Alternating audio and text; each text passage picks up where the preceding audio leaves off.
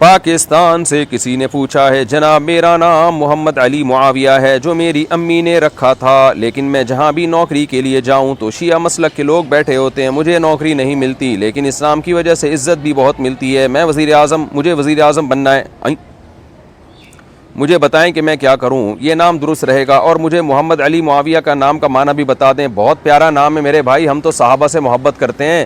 سیدنا علی اور سیدنا معاویہ کا جو اختلاف تھا وہ سیاسی اختلاف تھا، اور اللہ نے بعد میں وہ اختلاف حل کرا دیا، اور حل بھی کس کے ذریعے کروایا؟ حضرت علی ابن ابی طالب، سیدنا علی ابن ابی طالب کے بیٹے کے ذریعے، حسن کے ذریعے رضی اللہ عنہ، جو جنت کے نوجوانوں کے سردار ہوں گے، تو انہوں نے جب یہ اختلاف حل کر دیا تو اب ہمارے لیے تو علی اور معاویہ دونوں سے محبت ہمارے ایمان کا بھائی حصہ ہے۔ تمام محدثین حضرت معاویہ کی حدیثیں ذکر کرتے ہیں، اگر ان کو فاسق مانتے تو ان سے حدیثیں تھوڑی ذکر کرتے ہیں۔ تمام محدثین حضرت معاویہ کو رضی اللہ عنہ کہتے ہیں۔ تو ہم تو اہل سنت والجماعت ہیں، باقی شیعہ کا جو مسلک ہے وہ ان کو اس پہ چلنے دیں۔ میں بار بار کہتا ہوں اپنے مسلک کو چھوڑو نہیں، دوسرے کو چھیڑو نہیں، ان کی جو رائے ہے ان کو اس پہ چلنے دیں۔ ہم تو اہل سنت والجماعت ہیں۔ ہماری رائے یہ کہ 73 فرقوں میں جو ایک فرقہ جنتی ہوگا، اس کی جو نبی نے علامت بتائی ہے، ما انا علیہ و اصحابی، فرمایا میں اور میرے صحابہ جس پر تھے۔ تو اہل سنت والجماعت یعنی ما انا علیہ کا ترجمہ اہل سنت ہے، یعنی سنت کو فالو کرتے ہیں، اور جماعت کا مطلب ہے صحابہ کی جماعت۔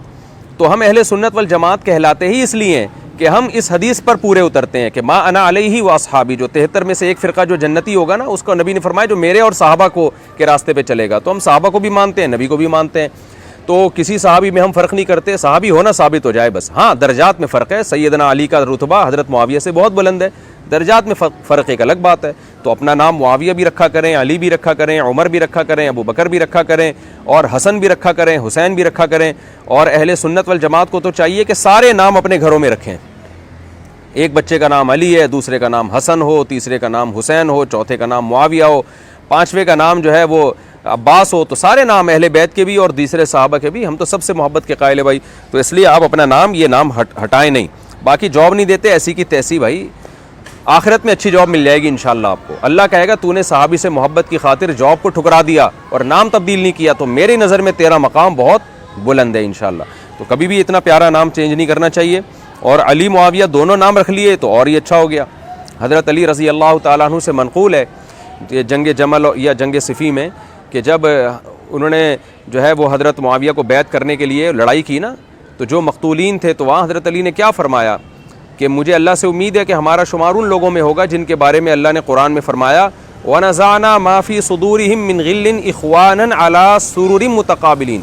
قرآن میں آتا ہے کہ جنتیوں کے دلوں میں جو دنیا میں تھوڑی بہت کوئی نفرت اگر ہوئی نا کسی بھی بیس پہ، تو اللہ آخرت میں وہ نفرت ختم کر دے گا۔